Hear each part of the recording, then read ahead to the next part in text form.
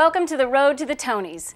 You might even be a Tony nominee, in which case, congratulations. And how do you even have time to visit our site? I mean, you have so many obligations and rehearsals and fittings and pressures. Too much to hang out with us, so shoo. But for the rest of us that might not be up for a 2007 Tony Award, we'll get to find out what it's like anyway. Here's a preview of what it's like to be a Tony nominee. This is Andy McGibbon for TonyAwards.com, coming to you from Duffy Square, just north of Times Square in the heart of Manhattan. Recently, we had an opportunity to follow the star of Legally Blonde, Laura Bell Bundy, around town on a day of shopping and styling. Let's take a look.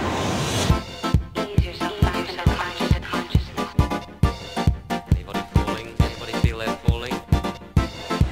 I walk over here in my heels.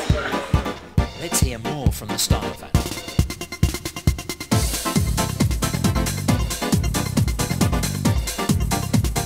Is to be still with my head. I can move my face, right? Totally. Okay. And my eyebrows.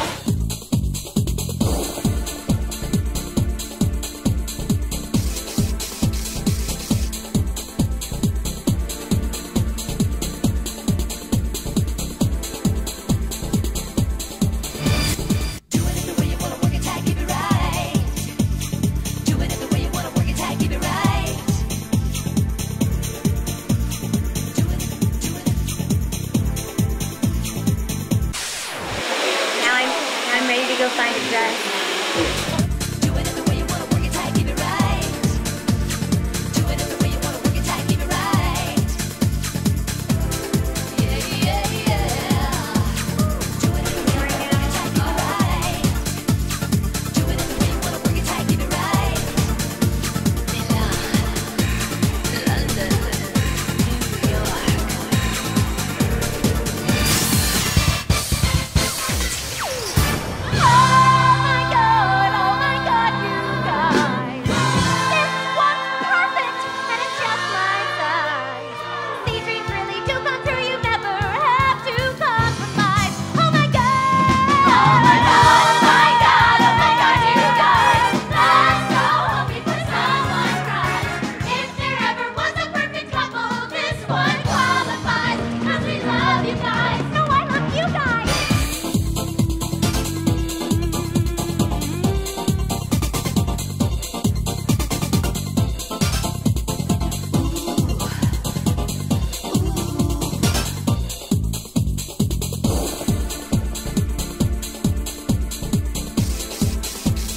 Thank you, TonyAwards.com, for joining me today.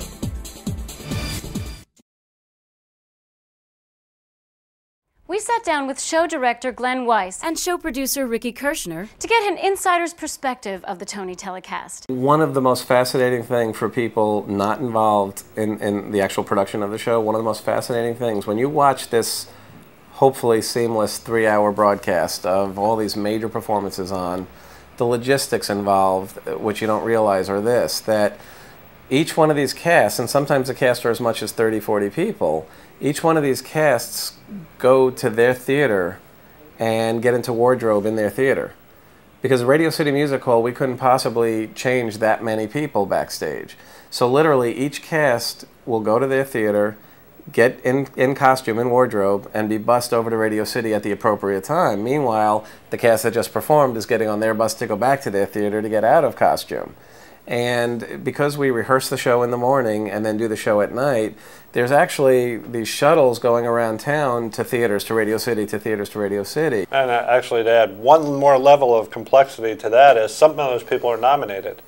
And so when we do a rundown, we need to look at, okay, if that person's performing, and where is their award fall in relation to this performance? And I think the two closest calls we had, well, one before we did the show together was when Kristen won for Charlie Brown. She performed, and her award was the next award because there was no way around it that year. I mean, there's just no way.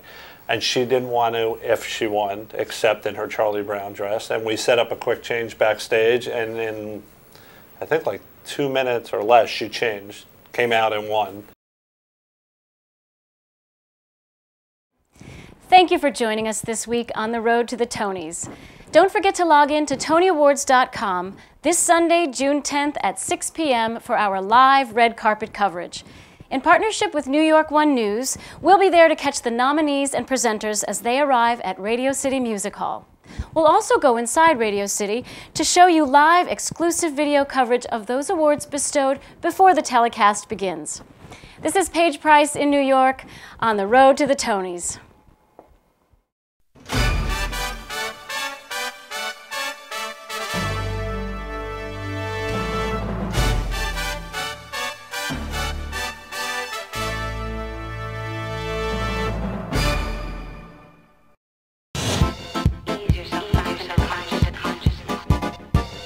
Anybody falling? Anybody feel they're falling? Let's hear more from the style of that.